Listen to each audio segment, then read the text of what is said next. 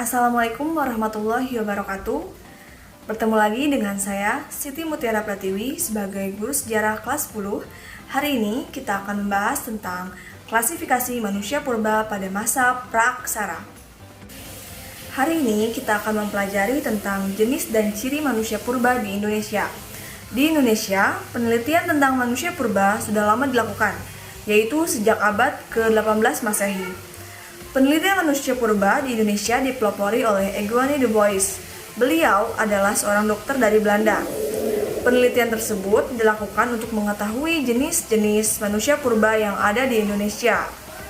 Hal itu dibuktikan dengan penemuan-penemuan fosil yang ditemukan di daerah Solo, Pacitan, Ngandung, Mojokerto, dan Sangiran, dan masih banyak lagi.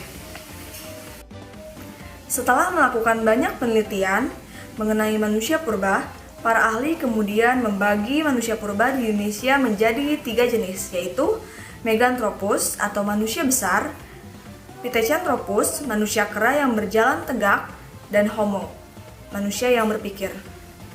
Yang pertama, kita akan membahas tentang manusia purba atau Meganthropus paleojavanicus. Manusia purba Meganthropus paleojavanicus adalah manusia purba yang paling besar dan tertua di Indonesia. Manusia purba ini ditemukan oleh seorang arkeolog dari Belanda yang bernama Van Koningswald. Ia merupakan orang pertama kali yang menemukan fosil di daerah Sangiran pada tahun 1936. Meganthropus paleojavanicus memiliki arti manusia besar tua yang berasal dari Jawa. Yang kedua, ada manusia purba yaitu Pithecanthropus erectus. Pithecanthropus merupakan manusia purba yang fosilnya banyak ditemukan di Indonesia. Di Indonesia tersendiri, ada 3 jenis manusia purba yang sudah ditemukan, di antaranya Pithecanthropus erectus, Pithecanthropus mojocortensis, dan Pithecanthropus soloensis. Pithecanthropus erectus ditemukan oleh seorang dokter dari Belanda yaitu Eugène de Bois. Pada awalnya, dia mengadakan penelitian di Sumatera Barat, tetapi tidak menemukan fosil di sana. Kemudian dia berpindah ke Pulau Jawa.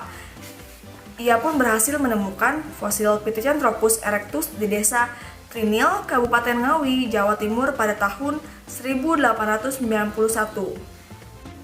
Selanjutnya yaitu manusia purba Homo wajakensis.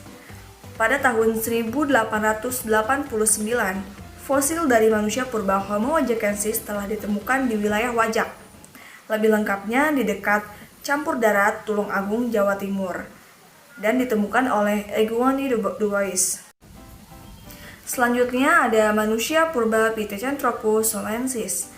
Pithecanthropus soloensis merupakan salah satu jenis manusia purba yang ditemukan di Indonesia.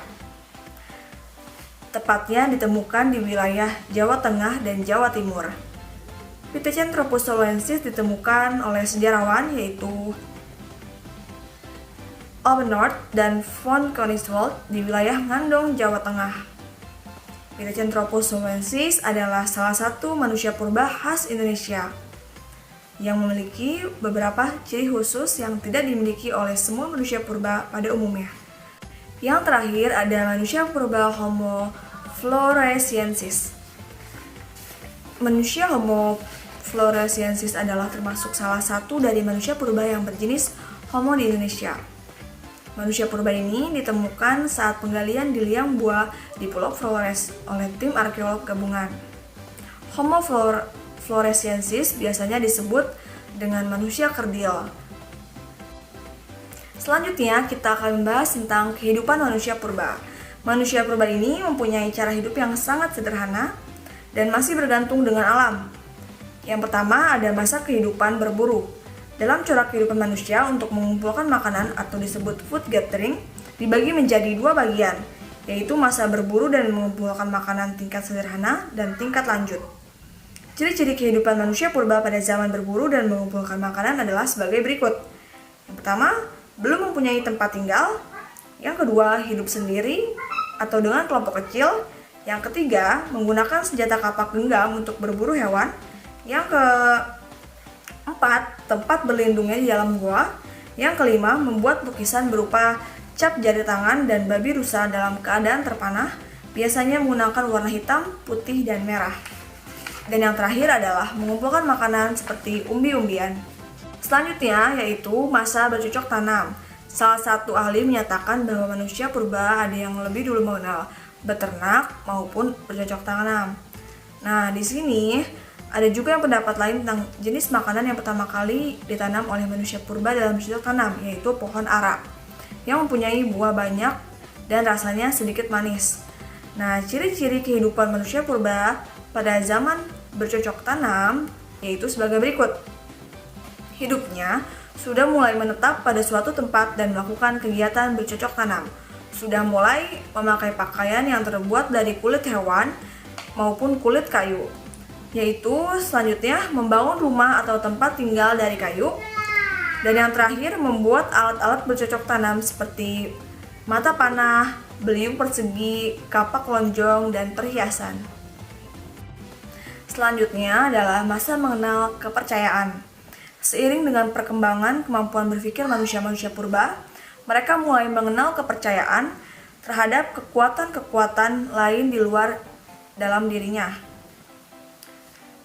Sehingga mereka ini melakukan upacara ritual khusus untuk menjalankan kepercayaan yang diyakininya memberi kekuatan.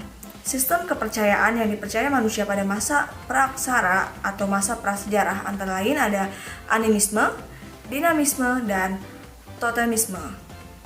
Nah, itulah merupakan materi tentang klasifikasi manusia purba pada masa praaksara. Sudah dapat dipahami bukan? Jangan lupa dicatat hal-hal pentingnya ya. Sampai jumpa di pembelajaran selanjutnya.